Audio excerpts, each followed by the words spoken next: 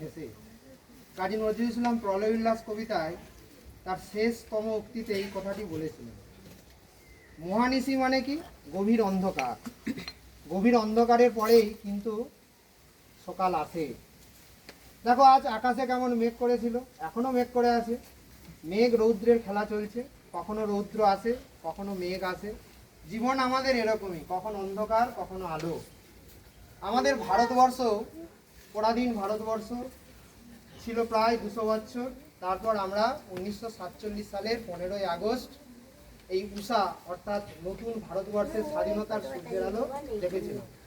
আজ সেই মহতি দিন 15ই আগস্ট 2026 খ্রিস্টাব্দ, 80তম এটা আমাদের স্বাধীনতা দিবস। স্বাধীনতাহীনতায় কে বাঁচিতে চাই রে? আমরা কেউ বাঁচিতে চাই না।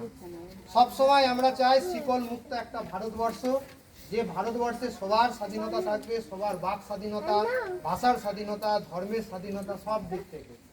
তাই এই মহতি দিনে আমার এই স্কুল প্রাঙ্গণে যে সমস্ত অঙ্গনবাড়ির ছোট ছোট ক্ষুদে বাচ্চারা যারা গুটি গুটি পায়ে এসেছে, পরবর্তীকালে আমাদের স্কুলেও আসবে, তাদেরকে আমার স্কুলের সমস্ত ক্ষুদ্র কচিকাঁচা যারা রয়েছে তাদেরকে আমার অন্তরের ভালোবাসা এবং আমার স্কুল শিক্ষক শিক্ষিকা মহাশয় এবং আমার অঙ্গনবাড়ির যে শিক্ষিকা মহাশয়রা রয়েছে এবং যত গার্জিয়ান বা প্রতিবেশী রয়েছে সবাইকে আমি এই 15ই আগস্টের মহতি শুভেচ্ছা জানাই।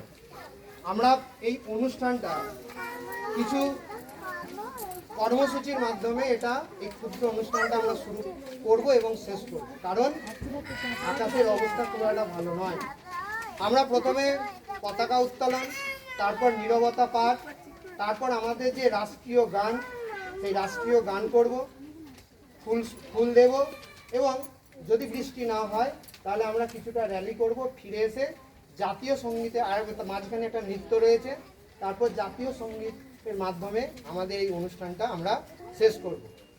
শেষ না হয় এটাই আমরা চাই। এটা একটা উৎসব, আমরা যেমন মেলাতে যাই আনন্দ করি, এর থেকে বড় উৎসব আর হতে পারে না। স্বাধীনতার উৎসব হচ্ছে আমাদের রক্তের মধ্যে মিশে রয়েছে। আমরা পরে আরও বলবো।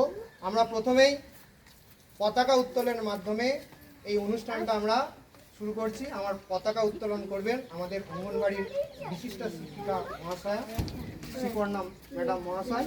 ওনাকে পতাকা উত্তোলনের মাধ্যমে অনুষ্ঠানটা আমরা শুরু করব। সবাই হাততালি এবং করবেন।